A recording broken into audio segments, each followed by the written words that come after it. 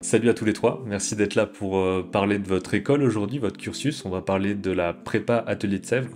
Donc c'est quelque chose où j'ai pas trop idée de ce qui s'y passe. En gros, je connais l'école un peu de loin, donc on va pouvoir expliquer tout ça. Est-ce que vous pouvez peut-être présenter d'abord un petit peu qui vous êtes et puis un petit bout sur votre parcours. D'abord peut-être qui vous êtes, vu qu'on est beaucoup, il va falloir s'organiser un petit peu. Bonjour, moi je m'appelle Nathan Castella. À la base, j'étais dans un cursus vraiment classique, du genre lycée, j'étais en STL. C'est une filière technologique à laquelle on fait beaucoup de sciences et tout. Sauf que Mhm. je voulais vraiment genre faire de ma passion mon métier entre guillemets et me dire que je voulais vraiment je dessinais à côté, mais je voulais vraiment dessiner à plein temps et j'en avais un peu, on va dire que j'étais un peu lassé du cursus basique lycée, collège, etc. Donc je voulais vraiment m'épanouir et donc j'ai voulu faire cette année de prépa pour comprendre les attentes de l'animation Mhm. et pour expérimenter et me concerter en fait, enfin pour être sûr de ce que je voulais faire plus tard. Et donc cette année, donc j'ai choisi la prépa à ETSF pour la réputation. Je l'ai découvert parmi les salons et tout. Donc les autres étudiants peuvent voir aussi, enfin ils peuvent Ouais. facilement trouver ça. Et euh, et j'ai beaucoup aimé le fait qu'on nous laisse beaucoup de liberté, entre guillemets, avec beaucoup de support, beaucoup de techniques différentes. On touche à tout, en fait. Et Ouais. dans la classe, il y a plein de profils différents. Donc, c'est un mélange à peu près on va dire un mélange de culture, c'est un mélange de style, etc. Et que des bonnes rencontres. Et voilà, j'ai pas mal aimé. Bah super, on va développer tout ça justement. Peut-être Fleur, tu peux te présenter aussi. Oui, moi j'ai fait moi j'ai fait en fait mon parcours il est un peu spécial. J'ai fait terminale L. Ensuite j'ai fait un an et demi à la fac de lettres à la Sorbonne. Je voulais Mhm. être journaliste. Ça m'a pas plu tant que ça. Du coup j'ai arrêté et j'ai décidé de retourner vers vers ma passion. J'ai toujours dessiné. J'ai jamais pris de cours de dessin donc c'était vraiment très aléatoire comme pratique. Mais je savais enfin, je voyais très bien que je faisais que dessiner pendant mes cours à la fac, donc je me suis dit pourquoi pas aller vers un truc un peu plus artistique. Et enfin, j'ai passé plein de concours d'école avant de trouver l'atelier de Sèvres, mais j'avais toujours eu cette idée d'aller à l'atelier de Sèvres parce que comme Nathan, je connaissais la réputation de l'école, j'avais déjà vu des gens en parler dans des salons, sur des vidéos, etc. J'ai un ami qui était à l'atelier de Sèvres, du coup on a pu en parler, et il a pu me parler du cursus qui m'a pas mal plu.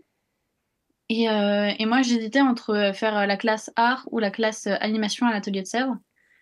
J'ai jamais été enfin, avant cette année, j'ai jamais été très attirée par l'animation, plus que j'aime bien regarder des dessins animés depuis que je Mhm. suis petite, mais j'avais pas vraiment de notion d'animation particulière qui faisait que j'avais envie d'aller vers cette branche-là. Mais c'est pendant mon entretien du coup avec celui qui s'occupe des inscriptions à l'atelier de Sèvres qu'on a vu que mon profil s'orientait plus vers le côté animation que vers le côté art. Et du coup j'ai fait cette année un peu en me disant je vais découvrir un nouveau domaine que je connais pas trop et on va voir ce que ça donne. Et pour moi, du coup, j'ai eu un parcours, c'est un peu bordélique, donc je vais peut-être pas trop m'attarder dessus. Euh, mais en gros, j'ai passé beaucoup d'années pour avoir mon bac. J'avais un BAFA, donc j'ai travaillé, j'ai fait plein de trucs. Et au bout d'un moment, je me suis rendu compte que l'anime, c'était peut-être le truc à faire. Et donc, je me suis orienté en art. Et cette année, j'ai commencé la prépa et c'était clairement ce que je voulais faire. Ok, donc là on parle de la prépa avant donc le cursus, parce qu'il y a un cursus aussi dans l'école en elle-même, c'est C'est ça, ça. autre que la Ouais, prépa. il y L'école, a deux cursus. Ok. exactement. L'école, elle propose deux cursus. Elle propose un cursus 2D, 3D, donc plus technique, et un cursus qui s'appelle concepteur, qui lui, du coup, est plus orienté vers l'expérimentation graphique, la variété de techniques. Mais à côté de ça, les gens qui en sortent sont quand même des très bons techniciens aussi, hein. Ouais. Ok. Voilà. Et juste pour préciser, donc c'est toi qui es venu vers moi pour dire, bah voilà, on pourrait parler de cette école-là, etc. Et ensuite, on a C'est ça. décidé de faire cette vidéo-là juste pour préciser que bah voilà, l'école n'a pas d'implication dans ce qu'on fait là ou quoi. C'est juste vraiment pour expliquer un petit peu votre expérience là-dessus et tout. Ce qui permettrait d'avoir le fameux avis qu'on essaye de trouver quand on cherche une école, parce qu'à chaque fois, je dis, bah, Mm. allez voir les personnes qui sont dans l'école et tout. Des fois, c'est pas forcément facile de savoir où les trouver. Donc ça peut être un bon petit bilan par rapport à ça. Et juste pour le côté entrée dans cette partie prépa, comment ça se passe? Tu parlais d'un concours avant, Fleur, comme quoi tu en as fait plusieurs, tout ça. Je sais pas du tout à quoi ça ressemble le côté entretien et tout. Est-ce que c'est comme à Gobelin par exemple, où c'est maintenant en ligne, sans vraiment de grosses étapes de concours sur place et tout? Ou est-ce que c'est différent? Comment ça marche? Ben pour l'atelier de Sèvres, pour entrer en prépa, c'est juste un entretien. Donc, il faut juste réserver une date avec un horaire de passage et y aller avec nos dessins. Hmm. Même si on a fait de la photo, de la poésie, si on fait de la musique, enfin tout ce qui est lié à l'art pour un peu qu'ils voient notre profil. Donc, c'est vraiment juste un entretien. Il n'y a pas d'épreuve de concours de dessin déjà. Enfin, il n'y a pas forcément besoin d'avoir un niveau de dessin requis dès l'entrée. Je sais que nous, dans notre classe, on avait des niveaux de dessin. Il y avait des personnes qui avaient déjà fait 12 ans de dessin avant et Ouais. d'autres qui n'avaient jamais pris de cours, qui dessinaient un petit peu de temps en temps. Enfin, il n'y a pas vraiment de niveau requis, j'ai l'impression, pour entrer. Il faut juste montrer qu'on est motivé, qu'on est là parce qu'on a envie d'être là et qu'on est vraiment intéressé par cette formation qu'est la prépa animation. Voilà. Mais c'est plus un échange en fait, c'est plus une discussion avec le chargé des admissions. Et voilà. Ok. Et comment ça s'est passé pour toi, Nathan, par exemple? Est-ce que tu avais fait d'autres concours avant? Est-ce que tu as un peu une comparaison entre plusieurs choses? Ou est-ce que c'était ton Euh, premier? Personnellement, moi, je sais que je prends beaucoup de recul sur ce que je fais, etc.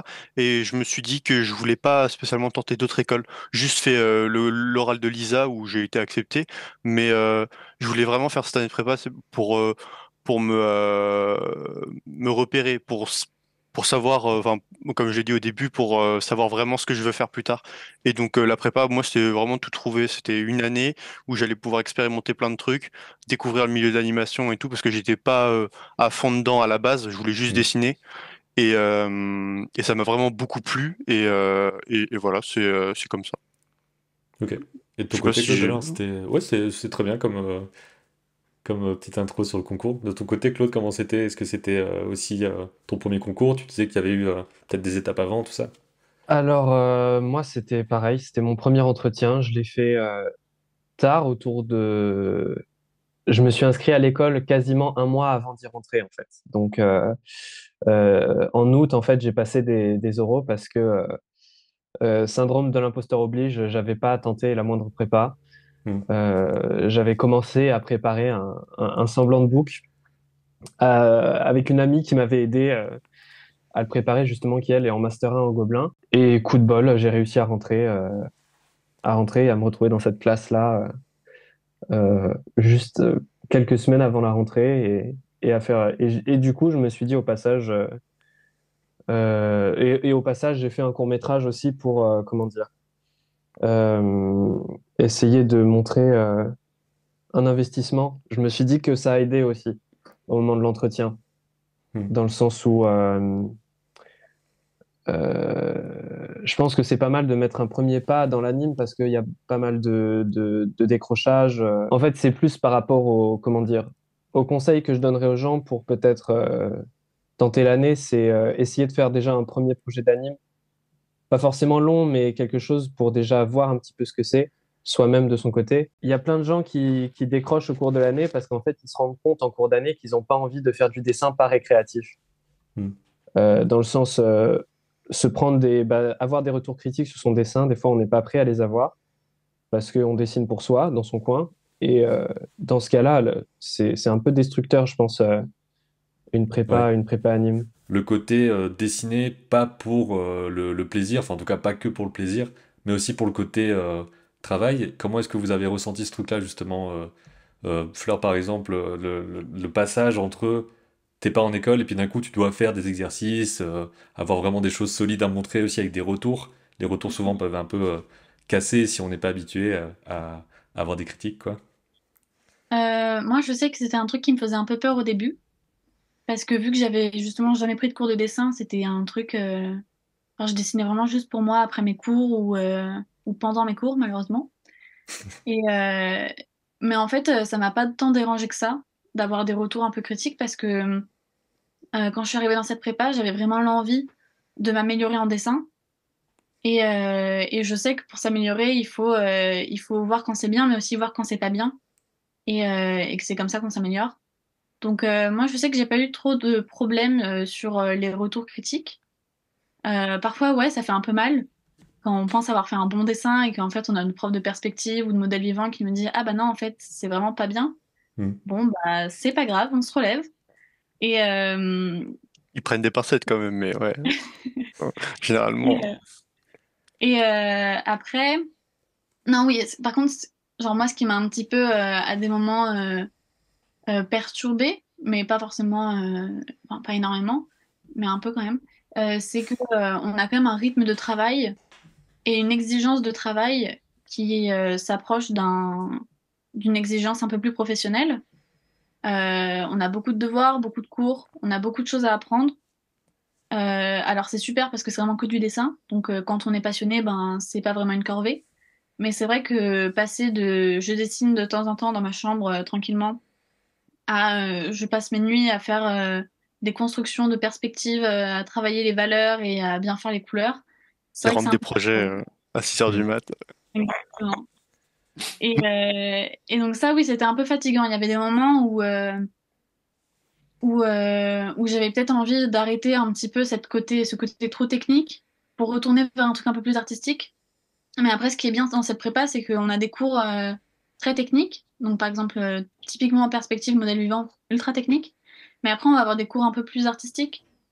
Et genre illustration ou cara design, où là, ça va être, ben, on peut y mettre un peu plus d'une autre, un peu plus se lâcher.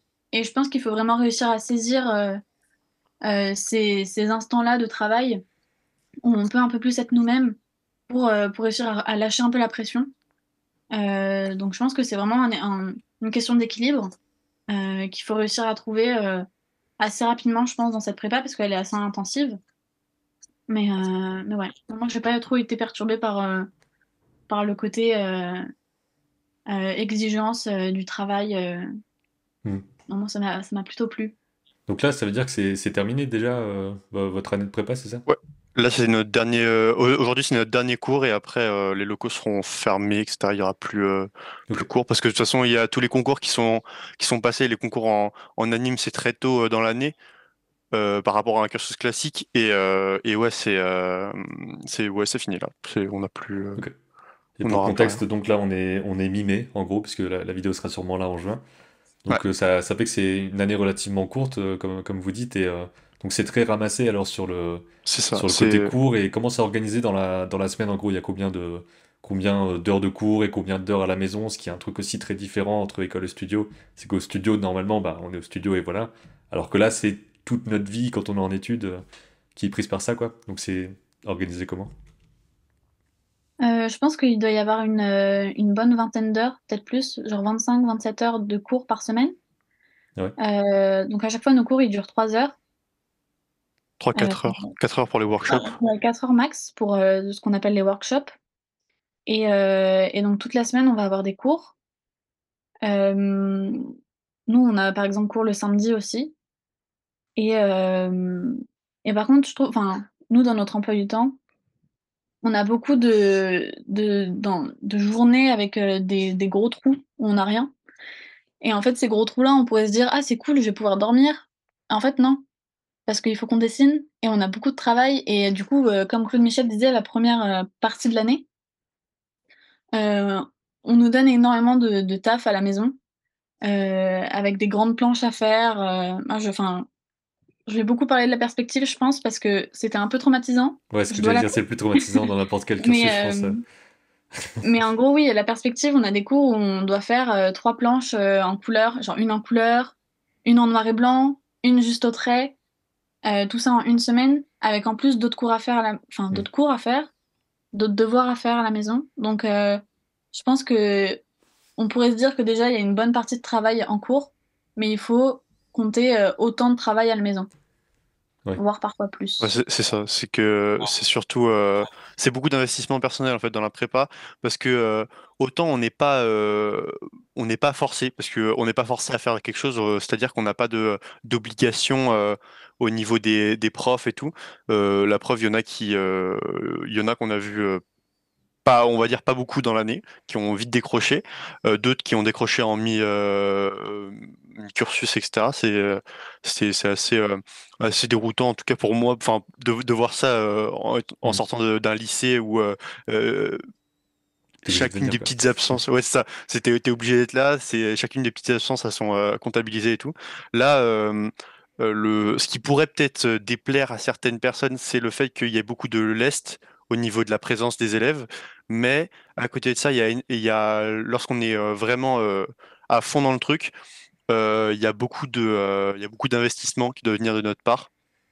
C'est-à-dire qu'il y a des devoirs à la maison, mais il y a aussi la moitié du temps où on est chez nous à travailler pour nous-mêmes, en fait, à développer soit un style, même si à notre âge, faut pas encore, enfin, à notre niveau, faut pas encore s'enfermer dans quelque chose de trop, de trop restrictif, on va dire, en termes de style. Et ouais, c'est beaucoup de travail, c'est beaucoup de travail à la maison, c'est beaucoup d'investissement personnel.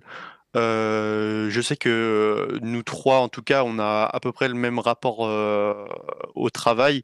Et à un moment, ouais, c'est dur, mais il faut savoir ce qu'on veut aussi. C'est que si on veut arriver au Gobelin, je sais que perso, moi, j'ai passé la première épreuve du Tumblr, mais la deuxième, bah ça, c'est un peu, enfin, j'ai un peu raté. Du coup, c'est un peu mort pour moi.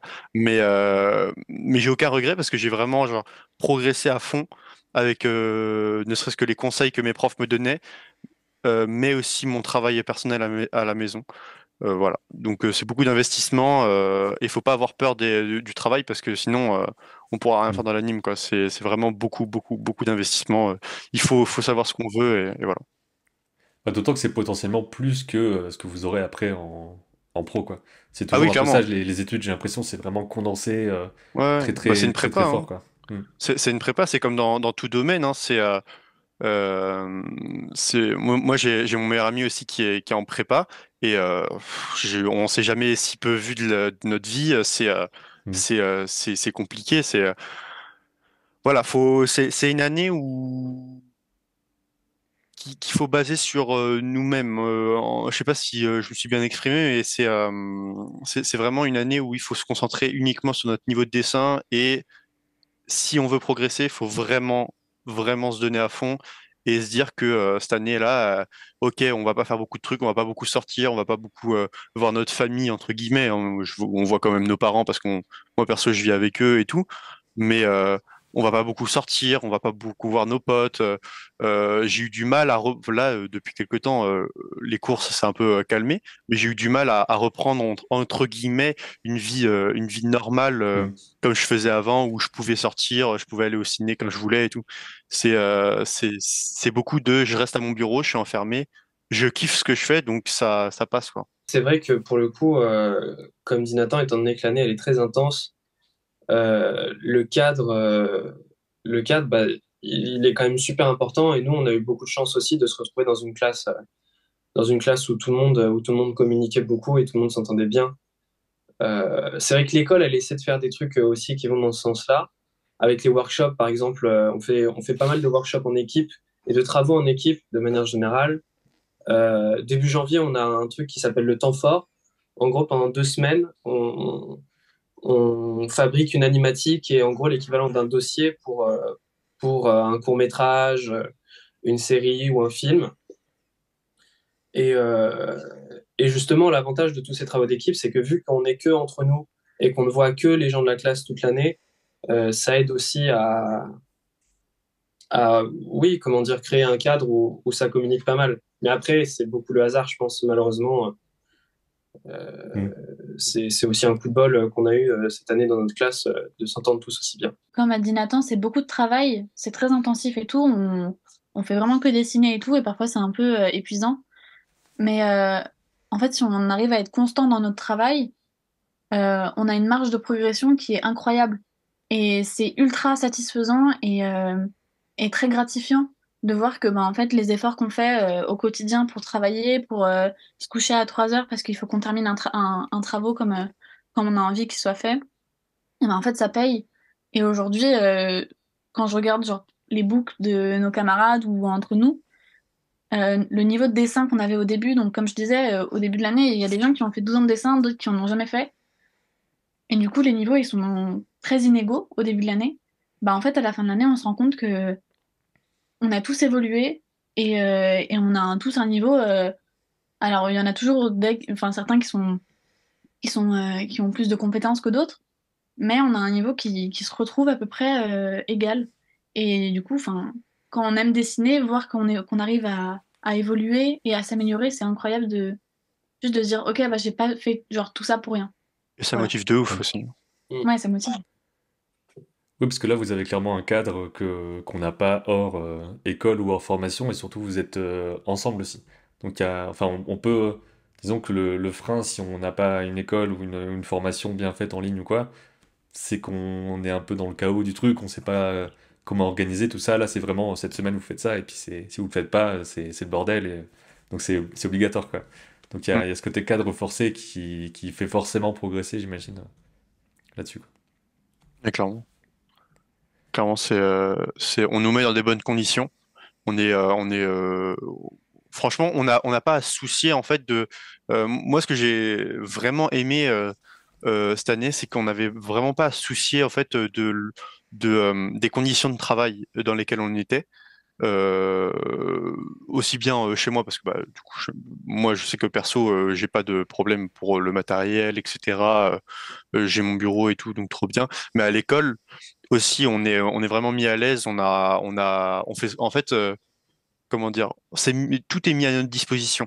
Mm. On a beaucoup de matériel et d'infrastructures, etc. Parce qu'il y a beaucoup de locaux en fait à l'atelier de Sèvres, en tout cas en prépa, où on a des cours au 47 rue de Sèvres, au 99 rue du Cherche-Midi, au 192 rue Le Courbe. On a beaucoup de cours comme ça un peu éparpillés, mais à chaque fois on a vraiment des infrastructures équipées et en bon état et on n'a pas à se soucier en fait de l'environnement.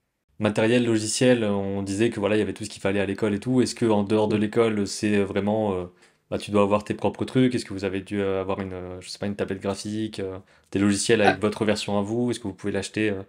Est-ce que vous devez l'acheter à part ou est-ce que vous avez la version de l'école qui arrive aussi chez vous? Alors, la tablette graphique, elle est fournie par l'école. Ouais. Le seul truc qui n'était pas fourni, c'était un peu dommage cette année, mais l'année prochaine, apparemment, ça devrait être réglé, c'est les PEC bars. Il y a quand même pas mal de... En fait, il y a tout un cours où on nous demande, ça dépend des profs, mais celle qu'on a eue, en tout cas, elle voulait enfin, elle, elle appréciait qu'on fasse pas mal de dessins tradis, justement, de dessins sur papier, et pour le coup, bah, du coup, vu que la PEC bar était pas fournie, il fallait aller chercher dans un petit magasin la PEC bar en Hmm. question. C'était pas forcément très pratique.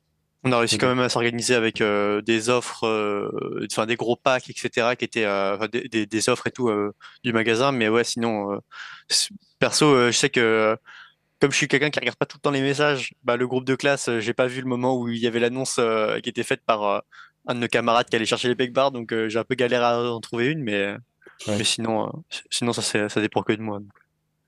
Et Et donc ça, après, forcément, il y a ben, pas mal d'aides qui sont mises en place par l'école.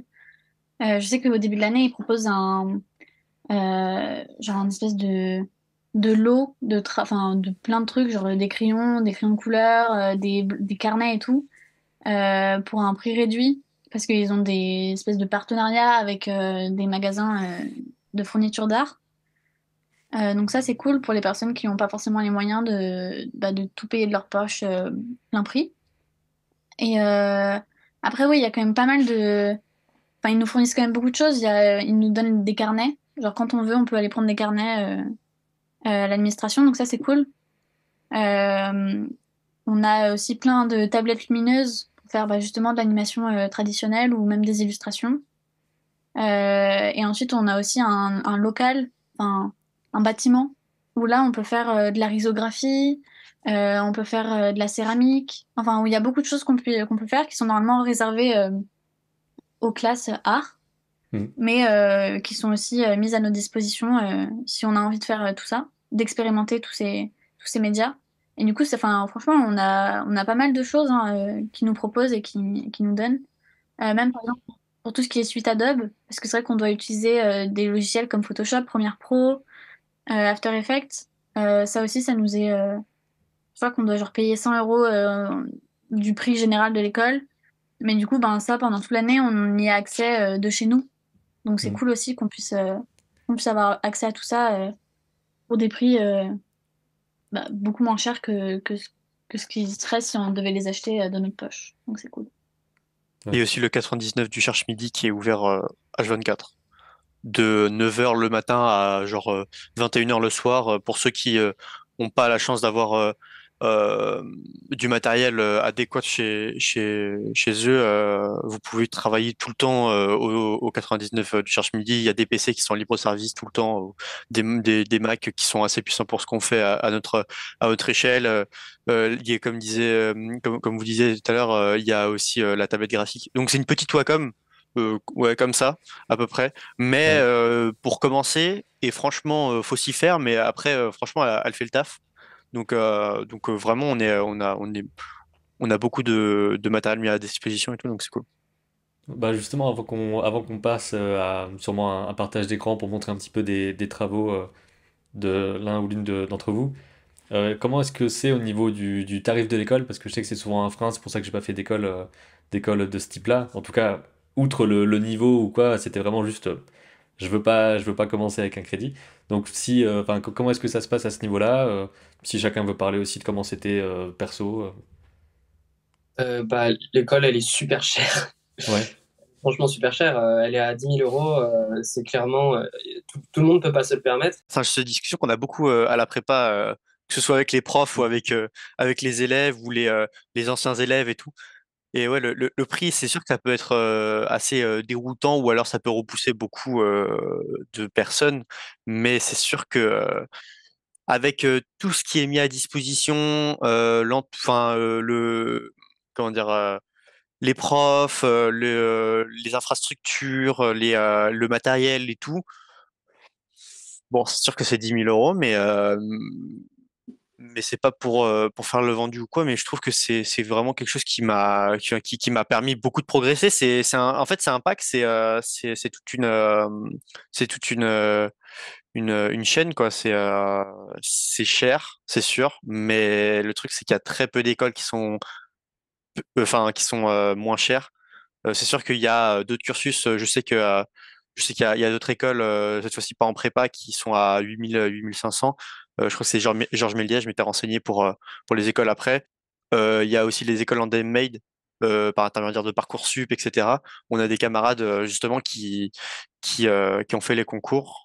Et bah, c'est sûr que c'est plus difficile après de rentrer, il y a moins de place, c'est sur dossier avec les notes du lycée, les bulletins et tout. Donc, il y a moins de place et c'est moins accessible, malheureusement. C'était un de nos enseignants qui disait que, en fait, étant donné que le milieu de l'animation est en train de plaire de plus en plus et d'intéresser de plus en plus, bah, les écoles, elles peuvent augmenter les prix autant qu'elles veulent, en fait. Il y aura un moment où un plafond de verre sera atteint, mais c'est vrai que pour le moment, ça fait que monter, que ce soit bah, les prépas ou les écoles directement à côté. Pour le prix, vu que c'est un sujet dont on parle pas mal entre nous pour voir comment chacun a réussi à payer cette année, qui est quand même très cher, en fait, on a tous des parcours différents. Il y en a qui ont fait des prêts, il y en a qui ont économisé avant pour pouvoir payer une partie et aider leurs parents, il y en a qui ont pu se permettre de tout payer d'un coup, et tant mieux pour eux. Et c'est aussi un sujet dont on a parlé avec l'administration, parce qu'avec Claude Michel, vu qu'on est délégué de classe, on a eu une réunion il n'y a pas très longtemps où justement on a pu parler de ça et des possibilités en fait d'aide aux étudiants, des bourses qui pourraient être mises en place pour aider les étudiants qui ne peuvent pas se permettre 10 000 euros l'année.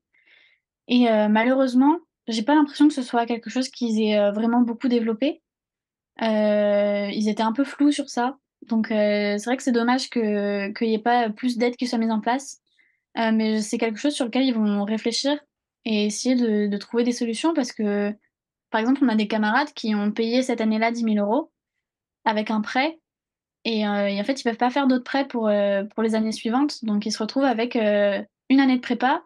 Ils ont adoré faire du dessin et de l'animation, mais maintenant, ben, ils ont plus de quoi se payer 5 autres années qui seraient professionnalisantes et qui pourraient leur permettre de rentrer dans ce milieu comme ils le souhaiteraient. Donc c'est vrai que c'est assez dommage. Je pense que c'est un peu le point négatif de cette école, surtout quand on voit que c'est une école qui justement est divisée en deux parties l'année. On a 5 mois, 4-5 mois de travail très intensif, donc comme on disait au début. Et ensuite, à partir de janvier, on a plus de, enfin, on travaille plus le portfolio, on se prépare pour les concours. Donc là, c'est vrai qu'on a un peu moins de cours. Euh, et donc, c'est à ce moment-là qu'il y a pas mal de décrochage, parce que ben, vu qu'on a moins de cours, les gens viennent plus forcément en cours. Et, euh, et donc, c'est vrai que, par exemple, pour moi, j'ai passé un concours pour mon école très tôt en janvier. J'ai été prise.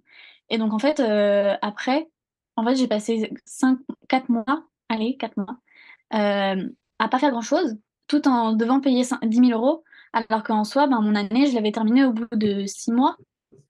Et donc c'est vrai que ça, c'est un peu dérangeant, je trouve. Parce que oui, c'est vrai que ça vaut le coup, parce qu'on a beaucoup de matériaux, Enfin, on a des enseignements super qui nous professionnalisent et qui nous permettent vraiment de s'améliorer et d'avoir un niveau excellent.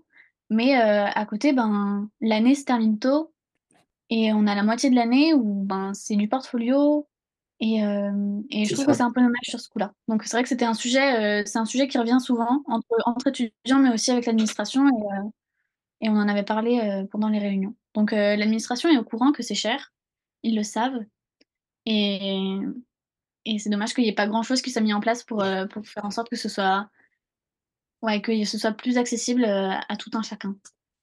Ouais, Voilà. c'est par rapport à ce que tu disais, Fleur, c'est vrai que le problème de l'année qui finit tôt, en fait, c'est que les écoles, elles mettent les concours de plus en plus tôt. Toi, je sais que justement, tu as été prise à l'ENSI en janvier, février, un truc du style. En fait, les écoles, elles font des concours dès janvier, février. Donc, les étudiants, ils ont besoin d'avoir leur book fini, des fois dès le mois de janvier. Et du coup, bah, à cause de ça, on se retrouve en fait à partir du mois de janvier, les profs, même s'ils veulent donner des cours, en fait, les étudiants, ils sont en train de faire leur book. Donc, ils ont surtout besoin d'aide pour faire leur book et avoir le dossier le plus béton possible pour avoir l'école qui tente. Et c'est vrai que bah, justement, comme tu disais, Fleur, avant, par rapport aux cursus qui sont gratuits, des gens qui font des prêts, par exemple, pour la prépa de 10 000 € et qui ensuite peuvent pas se permettre de continuer. Ensuite, c'est la course à des écoles comme l'ENSAD, les DNMAD et tout ça. Et là, pour le coup, c'est ultra concurrentiel et du coup, il y a très peu de place dans ces cursus-là qui sont beaucoup moins chers. Donc, c'est compliqué, mais à côté de ça, on a de la chance d'avoir des profs qui nous soutiennent beaucoup à ce niveau-là. Qui sont au courant, qui comprennent il y a un moment, enfin au début de l'année, enfin, c'est pas un secret déjà quand on rentre à la prépa parce on se renseigne quand même un minimum avant de rentrer à la prépa et on savait très bien que, enfin perso, moi on m'a rien caché, on m'a dit direct aux entretiens et même pendant les salons, donc il y a un an et demi. Que même 2 ans que l'année elle coûtait ouais cher mais que ça durait pas très longtemps. Enfin, l'année était très très très courte. Dès le début de l'année, on a les dates de fin de cours qui sont données, et puis les profs nous préviennent. Ils nous disent que au début de l'année, ils nous disent que ils savent qu'il va y avoir des décrochages, ils savent qu'il va y avoir des concours. Donc, il y a un moment où on sera pas autant là, et que même si j'en faisais partie en tout cas, et ici tous les trois on en faisait partie, on disait absolument oui, je vais venir à tous les cours cette année. Je vais pas en rater un seul. C'est 10 000 balles. Je vais pas rater ça, etc. Bah, il y a un moment, en fait, même si on veut, on peut pas. Moi, je sais que j'ai donné beaucoup pour le Tumblr, pour les Gobelins, même pour les autres écoles, et quand on doit tout accumuler, bah ouais, il y a un moment où on peut plus faire autre chose, quoi. C'est, on se lève le matin, c'est le book, le book, le book, le Tumblr, absolument. Surtout que si on sait pas avancer comme moi, c'est compliqué ensuite de tout rattraper. Donc ouais, c'est beaucoup d'investissement et c'est sûr qu'à un moment, les cours, on pourra pas toujours y aller. Mais après, moi, je trouve que ça vaut le coup, mais c'est chacun son truc, chacun son rapport avec le prix de l'école.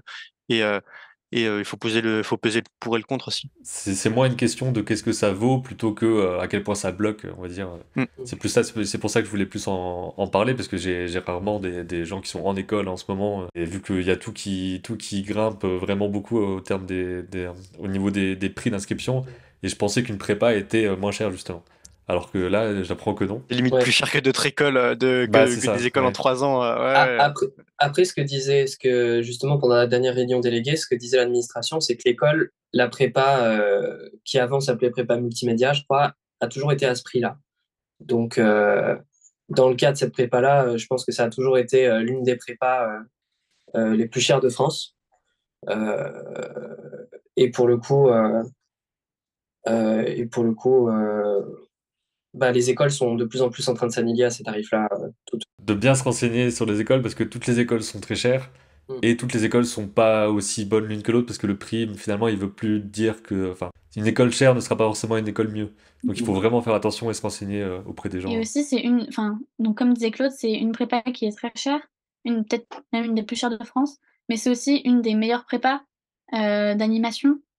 Et dans le milieu, enfin même quand on passe nos concours pour les écoles en 3 ans, 5 ans qu'on veut faire après, quand on leur dit qu'on est dans l'atelier de Sèvres, ils savent, ils connaissent l'atelier de Sèvres, ils s'attendent à un bon niveau et ils sont jamais vraiment déçus du niveau qu'on a en sortant de l'atelier de Sèvres. Donc c'est vrai que c'est un prix et il peut être discuté par de mille manières différentes, mais, mais c'est aussi des résultats et des très bons résultats quand on sort de cette prépa. Donc je pense qu'il faut aussi savoir peser le pour et le contre. Moi, je sais que j'ai fait des sacrifices pour faire cette école.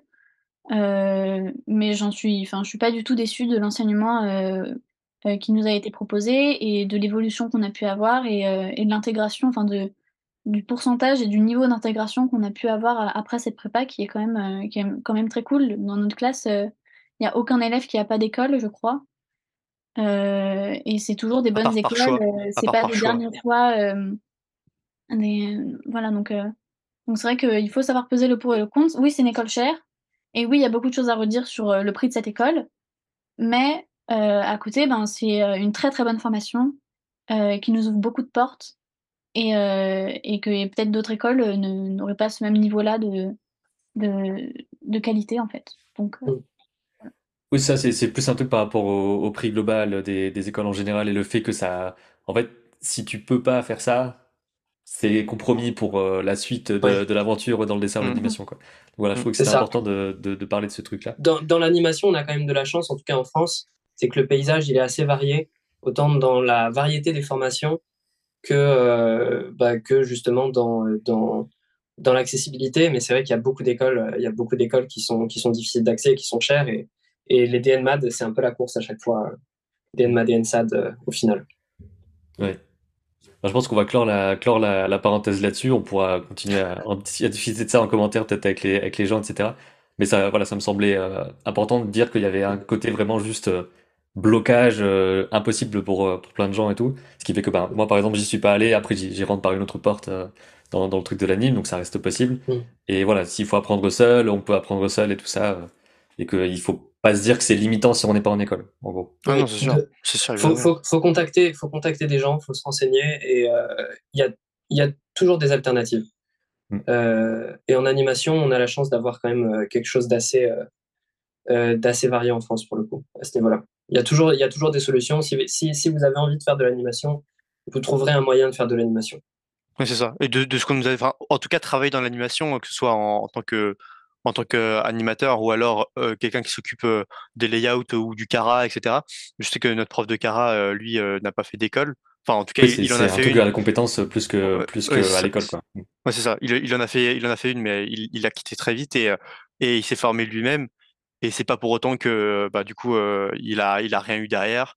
Il a des super débouchés et tout. Donc, c'est pas limitant quoi, de pas faire d'école évidemment. On peut apprendre par soi-même. C'est ça. Et donc peut-être qu'on peut passer à quelques images. Alors je sais pas qui veut montrer un portfolio. Mais en fait, je sais pas trop quoi dire sur mon book, si ce n'est que j'ai essayé de structurer la chose bien. Donc, il y a du modèle vivant, il y a du dessin d'observation. Là, pour le coup, le dessin d'observation, c'est crayon et stylo. Le modèle vivant, c'est autant du crayon que du fusain, des études de main, de pied. Donc c'est surtout alors de l'observation, c'est montrer la compétence technique dans différents domaines, j'imagine, que tu veux faire pour C'est pouvoir ça. rentrer ensuite ailleurs. En fait, selon les écoles qu'on tente, on oriente aussi son book différemment. Par exemple, des écoles comme l'MK, aujourd'hui, ils sont un peu en train de changer, donc je ne sais pas à quel point, mais ils ne sont pas forcément autant orientés techniques. Et eux, ce qu'ils cherchent plus, c'est bah, justement plutôt des choses comme ça, des trucs un peu plus un aspect recherche graphique, peut-être, Ouais. plutôt que vraiment de la perce parfaite. Donc, ouais, moi, mon book, en fait, j'ai structuré avec une partie, je l'avais fait pour le bachelor concepteur ici. Donc, je l'avais structuré avec une partie technique et et toute une partie projet perso. Donc ça c'était le court-métrage que j'ai fait avant de commencer la prépa. C'était vraiment technique parce que j'ai dû apprendre à faire une marche et tout ça, des recherches graphiques. Je suis parti sur quelque chose de beaucoup plus épuré que l'illustration de gauche parce que animé, je pense que ça aurait été un peu plus funky. Et sinon, voilà, donc de la présentation de projet, du cara design, Donc du ça, c'est ce que tu as fait storyboard. en cours, C'est dans ça, des ça exercices c'est de ce qu'on cours. a fait au temps fort, du coup, au projet de 2 semaines en janvier, où justement on on prépare l'équivalent d'un dossier pour un projet d'animation. Ouais. Et moi, du coup, je m'étais concentré sur l'animatique et la mise en page du dossier. Ça, c'est du projet perso, et ça, c'est le projet sur lequel je suis en ce moment. Et donc, la dernière page du book, parce que pour cette école-là, on pouvait faire des books que de 15 pages. Mhm. C'est une présentation des différentes animes que j'ai faites à l'échelle de l'année. Alors moi, mon portfolio, je l'ai fait en me disant que je voulais faire une école de 3D, de montrer que je savais aussi faire du volume et que je faisais pas juste de la 2D. Modèle vivant, peinture, des portraits. Donc ça, c'est tout ce qu'on fait en classe. Là, c'est un peu de mouvement. Donc ça, c'est des pauses de 30 secondes, 1 minute. Mhm. On a un modèle qui va... souvent, avec notre prof, on faisait un modèle qui danse très lentement et qui parfois va s'arrêter sur des positions pendant 30 secondes, 1 minute. Et donc, il faut qu'on arrive à choper les mouvements. Ouais. C'est super intéressant, surtout pour de l'animation. Ensuite, on a vraiment le côté très académique des mains, des pieds, du dessin d'observation. Donc, des personnages, enfin, des gens de la classe, de la famille, avec plusieurs techniques différentes. Donc là, il y a de l'encre de Chine, de l'aquarelle, du crayon de couleur, du crayon papier. Ensuite, des animaux. Donc, c'est bien d'avoir beaucoup de choses, euh, pas mal de diversité pour montrer un peu tout ce qu'on sait faire. Et d'ailleurs, ton book ici, Euh, il est plus long que celui de Claude Michel. Donc est-ce qu'il y avait une contrainte technique à ce niveau-là? Est-ce que c'était open bar, tu fais autant de pages que tu veux et tout? Ou est-ce que tu avais un peu une concision qui était nécessaire? alors, ça dépend des écoles en fait pour lesquelles on envoie notre dossier. Il y a des écoles qui vont demander seulement 15 pages, d'autres qui vont dire seulement 20 ou 30. Et moi, je sais que pour mon école, j'avais pas besoin de. Enfin, ils donnaient pas de limite. Donc, faut pas non plus faire un truc de 45 pages, 50 pages, parce que après, c'est très long et c'est sûrement un peu trop lourd pour les personnes qui examinent les dossiers.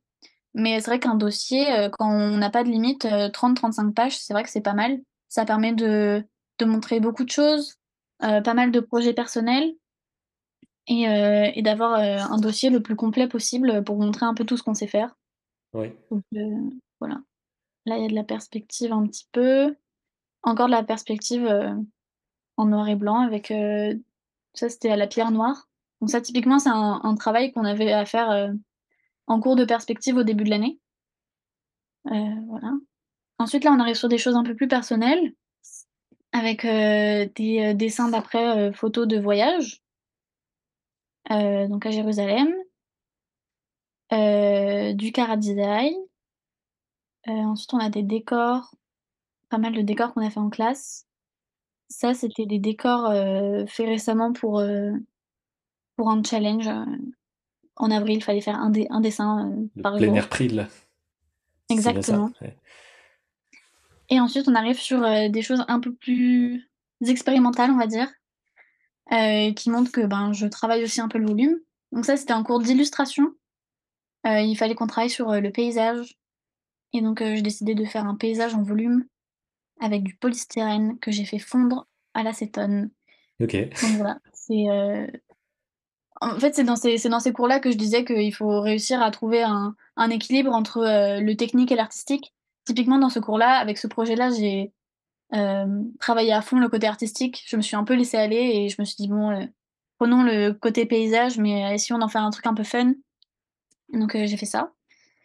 Ensuite, ça, c'était des projets professionnels que j'ai eu la chance de faire.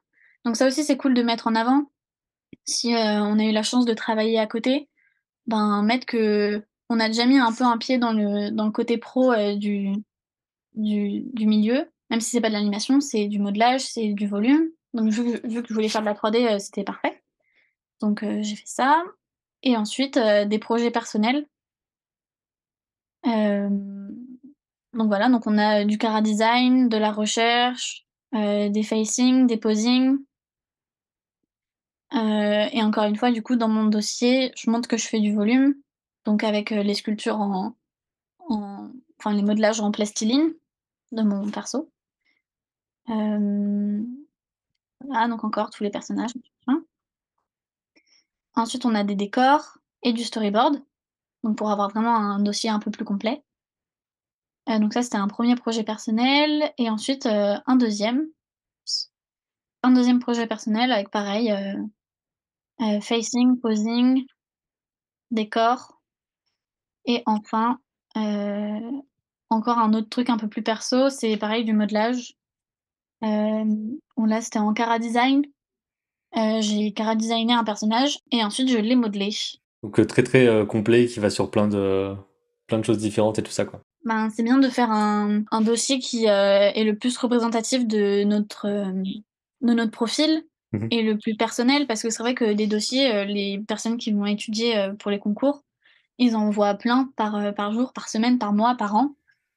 Et ça va tout le temps être un peu la même chose, ça va être du modèle vivant, de la perspective, des animaux, du dessin d'observation.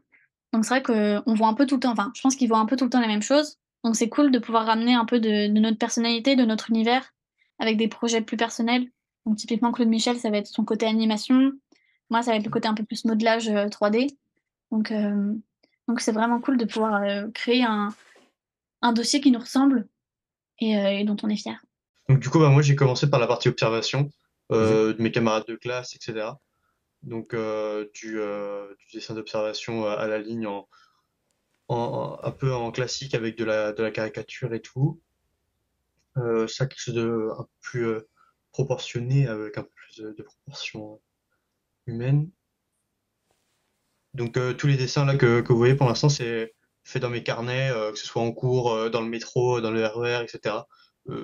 On insiste beaucoup sur sur ce point-là, dessiner beaucoup hors cours et hors période de travail en mode à notre bureau, etc. Ça fait beaucoup progresser l'observation. Mhm. Ensuite, ça c'est du modèle vivant avec un peu de caricature du, euh, du modèle vivant, des compos en dessous, il y a des compos de mouvement, donc avec le modèle en mouvement dont parlait Fleur tout à l'heure, Ouais. très lente, etc. Donc ça fait une décompo et c'est vraiment cool. J'en ai fait une petite vidéo et pendant mes entretiens, ils avaient beaucoup aimé. Donc encore du modèle vivant.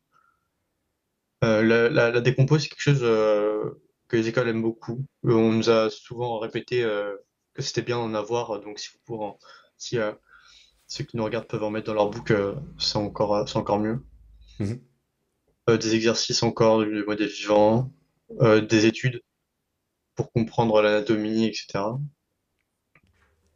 La partie sport, entre guillemets, c'est ma partie assez personnelle de mon book, on va dire, parce que je fais beaucoup de sport hors école.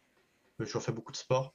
Donc ça, c'est des camarades, enfin c'est des amis à moi à l'entraînement. Une décomposition de mouvement faite à partir d'une vidéo. de Ouais. combat de judo, euh, des mouvements, du mouvement à partir de photos, de l'observation au musée et dans la rue. Euh, Dans la rue encore, quand j'étais en voyage en voiture, des aquarelles de voyage que j'ai fait l'année dernière. Donc finalement, on a toujours la Encore. même structure qui se retrouve de book en Ouais, c'est book. ça. On a tous les mêmes directives en soi, donc Ouais. Oui, c'est pour ça que c'est- en fait, ça se recoupe et tout est. Enfin, il n'y a pas 12 structures différentes possibles. C'est à chaque ouais, fois c'est ça. montrer de la technique d'observation, montrer toutes les compétences à la fois dans les techniques et dans les domaines faits comme du storyboard, du décor, des persos, tout ça. Et en fait, Voilà, ça c'est reste ça. assez classique, quoi, Mhm. dans les façons de faire, parce qu'on doit juste savoir est-ce qu'il y a la compétence de dessin. Ouais, c'est ça, exactement. Et donc ça, ensuite, quelque chose de plus classique, c'est ce qu'on a fait en cours de Perse au début de l'année. Notre prof qui nous a demandé de faire des exercices d'observation, une compo avec un drapé, une statue enfin un moulage qu'on a dû reproduire et une compo d'objets et tout. Ensuite de la Mhm. pierre noire à gauche, de photos qu'on a dû prendre pour étudier les contrastes, la lumière et tout, ça m'a beaucoup aidé. Pour finir, je voulais parler un petit peu de là où vous en êtes, juste un petit condensé de j'ai fait tel concours et je suis dans telle école ou des choses comme ça. C'est quoi la suite pour vous? Fleur, par exemple, tu disais que t'étais accepté dans une école dont j'ai déjà entendu le nom, mais je sais pas trop. Qu'est-ce que c'est? Ouais, j'ai été acceptée dans l'école qui s'appelle l'École des Nouvelles Images Ouais, à Avignon. Et c'est une école de 3D. Donc voilà, je vais faire de la 3D pendant 5 ans. Ça va être trop fun. bien. J'imagine que ce sera aussi très dense, mais très Ouais, formateur et bah, tout, de quoi. toute façon, je pense que toutes les écoles d'animation, là, en fait, chaque école nous donne les outils pour avoir un bon niveau. Mais après, c'est vraiment à nous de donner tout ce qu'on peut dans notre travail pour atteindre nos objectifs. Donc, c'est dense si on a envie que ce soit dense et si on a Mm, envie d'avoir un très bon niveau pour ensuite avoir un bon métier. Voilà. c'est ça. Et toi, Nathan, c'est comment au niveau. T'avais dit que t'avais fait le concours des gobelins? Ouais, alors moi je me suis pas fixé je me suis pas mis sur 10 000 concours. J'ai préféré faire Gobelin et le bachelor 2D 3D de mon école. Je voulais tenter Mhm. aussi concepteur, mais au bout d'un moment, en fait, avec le rythme que j'ai suivi toute l'année, etc., j'étais un peu, j'avais plus beaucoup de temps pour moi et j'avais un peu envie de souffler un moment. Donc le bachelor concepteur, le concours était assez tard, donc j'ai voulu prendre vraiment du temps et j'ai préféré Ok. skip le truc.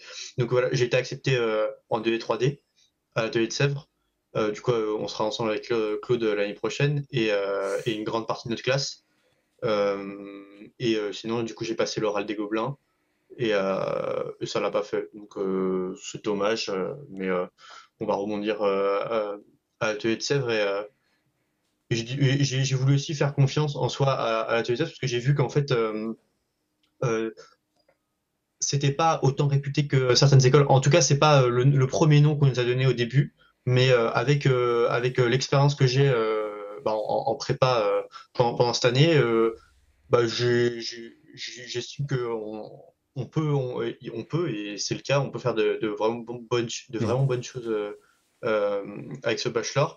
On a eu l'occasion aussi de voir beaucoup les élèves qui sont eux en première, deuxième et troisième année, surtout en première année, parce qu'on a certains locaux en commun. Au 192 rue Le Courbe, ils sont dans la salle d'à côté, donc on y est souvent allé pour discuter avec eux et tout. Ouais. Et vraiment, je trouvais ça cool. Il y a beaucoup d'accompagnement, beaucoup de stages et tout, donc vraiment cool. Voilà. Ok. Et donc, toi aussi, t'es accepté pour la C'est suite dans ça. la même école, quoi. J'avais tenté le concepteur et je l'ai pas eu. Du coup, Ouais. j'ai mon plan B qui est le 2D 3D. Mon plan A, c'était le concepteur. Ok. Bah, sauf si, je sais pas si vous avez un dernier petit truc que vous voulez rajouter, un truc qu'on aurait oublié d'évoquer ou quoi. On en a parlé tout à l'heure, mais c'est surtout l'investissement dans son travail. C'est qu'il y en a certains dans la classe au début de l'année qui se sont beaucoup plaints et qui ont fait remarquer le fait qu'on soit assez, comment dire, qu'on soit laissé dans le monde comme ça, dans l'école, avec des travaux à faire et tout, qu'on soit un peu largué comme ça. Mais c'est lorsqu'on on va chercher vraiment les renseignements, les bons conseils, etc., qu'on montre aux profs qu'on s'investit dans le truc. Ouais, là, il y a vraiment de l'accompagnement et il faut vraiment être motivé. C'est un métier de passion avant tout. Donc, autant faire passer sa passion avant tout dès le début et donner une grande importance à ce domaine-là dans sa vie dès le début et se donner à fond direct pour avoir les meilleurs débouchés possibles et même le meilleur niveau. En soi, c'est juste ça l'objectif. Il y a du cadre, mais l'initiative en tant qu'étudiant, c'est super important. Et encore une fois, j'ai déjà dit en début de vidéo, mais c'est vraiment euh, avant de commencer la prépa, voir si on se sent prêt à faire du dessin hors du cadre du loisir. Parce qu'on se forme pour un travail et donc on va pas toujours dessiner les trucs qu'on aime. Et il va falloir passer par des trucs académiques, de la technique, et c'est pas forcément fun dès le début. Et aussi, ben, pour continuer sur la lancée de Claude, se dire que si on aime dessiner, c'est une très bonne prépa et que elle donne elle donne les meilleurs outils pour qu'on puisse réussir à, à, à se faire une place dans ce milieu de l'animation. Mais qu'en fait, si dans l'année, on se rend compte que en fait, le dessin, c'est vraiment juste plus récréatif, c'est plus un loisir qu'on va faire à côté, c'est OK. Et c'est pas grave de se réorienter, mais ça, c'est plus quelque chose de général. Mais juste savoir que les études supérieures, c'est un truc vraiment compliqué, surtout, enfin, là, dans notre classe, on a beaucoup d'élèves qui sortent du lycée. Et savoir au lycée, enfin, juste après le lycée, ce qu'on veut faire de notre vie, c'est tellement flou et énorme comme responsabilité. Donc, genre, juste savoir que on peut tester 1000 choses et c'est pas grave si on teste trois trucs qui nous plaisent pas et on se réoriente 3 fois. Genre, c'est OK. Et ce qui compte, c'est de faire quelque chose qui nous plaît et, euh, et pour lequel on se réveille chaque matin et on se dit, OK, ça va être fun d'aller en cours. Donc voilà. C'est avant tout de la motivation, c'est surtout ça le truc, c'est que, comme je disais, et comme Flore, comme on le disait tout à l'heure, c'est beaucoup de motivation, d'intérêt aussi à porter à ce domaine-là. Je sais que perso, j'ai eu, enfin, je parle pour moi cette fois-ci, mais moi j'ai aussi le sport à côté, des résultats à faire, etc. Ça me prend beaucoup de temps, mais j'ai réussi vraiment à trouver mon juste milieu et c'est justement ça, pour ça que j'ai fait cette année de prépa, c'était pour me fixer en fait une routine euh, générale, en tout cas, ne serait-ce pas que au niveau de l'emploi du temps, parce que ça va changer l'année prochaine et puis encore dans 2 ans et dans 3 ans et dans 4 ans, mais surtout pour savoir si c'était compatible ou pas et quand on fait la part des choses, quand on prend du recul sur ça et qu'on se dit ouais ça me plaît de ouf. Enfin, je fais que ce que j'aime et ça booste la créativité, ça booste l'envie de dessiner, ça donne encore plus envie de donner de soi-même. Mais ouais, aussi, il faut pas avoir peur de d'avoir ce côté professionnalisant dans l'activité qui nous passionne. Il y a quelqu'un dans notre classe avec qui j'ai beaucoup discuté à un moment. Moi, perso, le côté travailler à fond, prendre le dessin pour quelque chose de très sérieux et tout, moi, ça me plaît parce que bah c'est mon truc. Mais lui, il a préféré se réorienter, ne pas aller dans ce domaine-là, enfin ne pas continuer dans ce domaine-là parce que justement c'était quelque chose qu'il voulait garder. Il me l'a dit très honnêtement. Il m'a dit qu'il voulait le garder absolument en tant que loisir et il aimait pas du tout ce côté trop sérieux et tout. Et c'est complètement normal de pas aimer. Et les profs nous mettent absolument pas la pression ou quoi que ce soit. C'est vraiment ce qu'on veut faire. Ça nous aide. Ils nous poussent à fond. Et c'est trop bien. Voilà. Je pense qu'on a fait le tour de toutes les choses. Merci à vous trois d'avoir partagé tout ça. Je mettrai des liens vers vos Instagram ou sites respectifs en description pour les gens qui veulent voir un peu plus ce que vous faites. Et puis peut-être à bientôt dans un festival, dans une autre interview. Pourquoi pas. Merci beaucoup. Merci à toi.